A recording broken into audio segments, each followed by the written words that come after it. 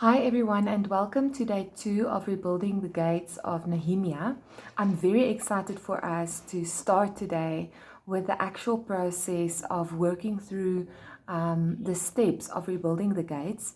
And I truly believe that in this you will find practical help to work through what you need to do. I want to start by reading by mentioning certain things that jumped out for me with regards to rebuilding, and I believe that it will also give you the tools that you need to begin this journey. When we look at Nehemia again from Nehemia 1, we see that the first thing that happens when Nehemia finds out what's going on in Jerusalem is that he fasts and prays. So when we read Nehemia 1 verse 3, it says, "And they said to me, the survivors who are left from the captivity in the province are there in great distress and reproach. The wall of Jerusalem is also broken down, and its gates are burned with fire." So it was when I heard these words that I sat down and wept and mourned for many days. I was fasting and praying before the God of heaven. Now, I believe that many of us have already gotten the news that there are walls that have been broken down and gates that are on fire, and that we have been fasting and praying before the God of heaven. If you have not yet gone through that process, then I want to encourage you to ask the Lord, what are the walls and the gates that are broken in your life? Sometimes it's a blind spot. You can't see it. He needs to show it to you through His Holy Spirit of truth. And sometimes you already actually know what it is, but you've been avoiding it, or you didn't want to focus on it because it brings you pain. But I want to encourage you that this time that we are going to be going through is a time of prayer and fasting and pressing into the Lord. So if you feel led in the next 10 days to go into a fast or to spend more time with the Lord, set aside more praying time, please do so. Allow Him to touch your heart with regards to what lies in ruins in your own life. So the first thing is that we get the news that the city is in ruins, and that can look different. It might be something that you've been sensing in your spirit. It might be something that you're very aware of. But whatever it is, if you do not, I believe that if you are listening to this, there is something that the Lord wants to restore. If you don't yet know what it is, inquire of the Lord and allow Him to break your heart for what breaks His. That is step 1. Then the next step that I want to mention to you is in verse 5. After his heart is broken because of what he realizes that there are things that are in pieces, then in verse 5 he is reminded of the covenant of God. And that is very important, because when you accept or come to the knowledge that there is something in your life that is broken, then you need to be able to stand on the promises of God, on His covenant. Otherwise, you will lose hope. And in verse 5 it says, "And I said, I pray, Lord God of heaven, O great and awesome God, you who keep your covenant and mercy with those who love you and observe your commandments." So firstly, he reminds the Lord of the covenant, and he reminds himself.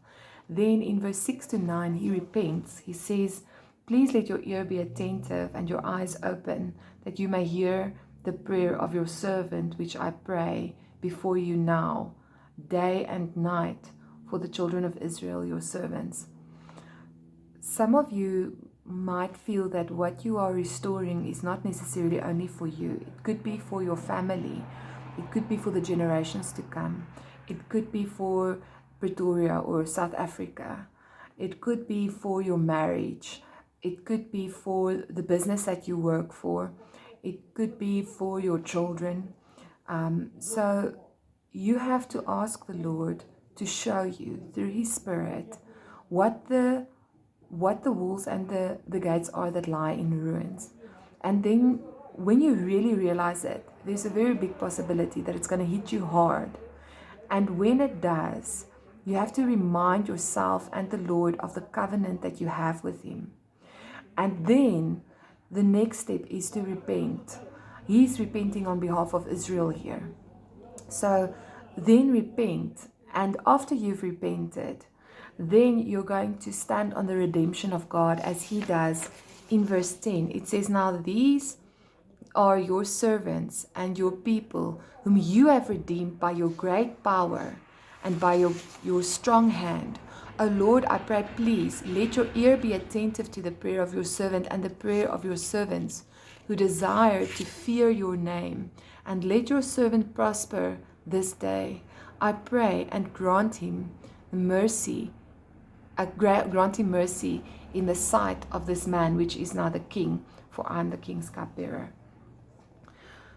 I pray that as I'm speaking to you now, you realize the weight of what we are doing.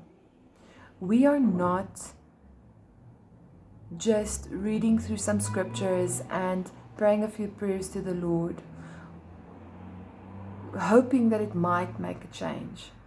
We are actively, intensely pressing into the Father, asking Him to show us what the walls look like, crying over those walls and gates that have burned down, reminding ourselves of the covenant of peace that the Lord has with us and His mercy, repenting for not staying within the boundaries of that covenant, and standing on the redeemed work of Christ on the cross for us with the fear of the Lord. This is very important. This is not something, if you take it lightly, you are not going to get the fullness of this. So I really pray that you will sit with the Lord, take time, go into a fast if you must, and press in. The next thing that Nehemiah did was he asked for favor before the king, and then he spoke to the king. Now we know that Jesus is the King of Kings. He is our King. And he asked for permission to rebuild. So when the Lord has shown you what lies in ruins, ask Him for permission to rebuild that which lies in ruins. You have to get permission from Him. Remember, we have authority and we are under authority. We don't just do what seems like a good idea to us. We do what we are allowed to do as we are submitted under the King of Kings. So he asked for permission, and then he also asked the king for letters of access and provision. He was saying, Lord, he was saying to the king, I am endeavoring to go, and I am endeavoring to not only go into this, but also rebuild it. And so therefore I'm going to need permission to have access to the places where I need access, and to have the provision to rebuild and to build a house for me to stay. So this was planned. This was not just something that he did impulsively. So as you go before the Lord, asking for permission to rebuild that in your life which lies in ruins, and also ask Him for provision for this road ahead. And then in verse 10, I want to tell you up front that Nehemiah had resistance, and so might you. If we look at verse 10, it says, when Sanballat the Horonite and Tobiah the Ammonite official heard of it, they were deeply disturbed. that a man had come to seek the well-being of the children of Israel. So know that what you are doing might cause resistance in the spirit. If you are going to ask the Lord to rebuild the walls and the gates of your family, then you might experience additional resistance in your physical life, in your family life. If you're going to ask the Lord to rebuild your the walls and the gates of your calling, then you might have additional resistance in this regard. So expect that and see the strategy of the enemy in it, and don't let it throw you off course. I hope that we would get to the surveillance of the walls today, but I see that this message is already long enough, and I've given you enough to do for today. So let's rather focus on this instead of taking too big of a chunk. So I want to encourage you today to go and do these steps. Don't just listen to my voice and leave it at that. Then you're not doing it in your own life. You have to do the rebuilding. You have to pick up the stone and put it in place. You have to go before the king. You have to remind the Lord of his covenant. Those are all things that you have to do. So let's just look at the steps again. Number 1 is become aware of the walls and the gates that lie in ruins, and to such an extent that if you need to fast in this time, or if you need to go into mourning, do that. Number 2 is remind the Lord of his covenant and remind yourself.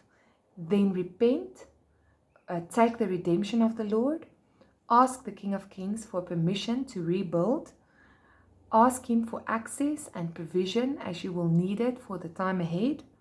Know that you can expect resistance. I am praying for all of you that choose to go through this process, that it will cause a deep restoration within your life. Be very blessed and know that you are loved.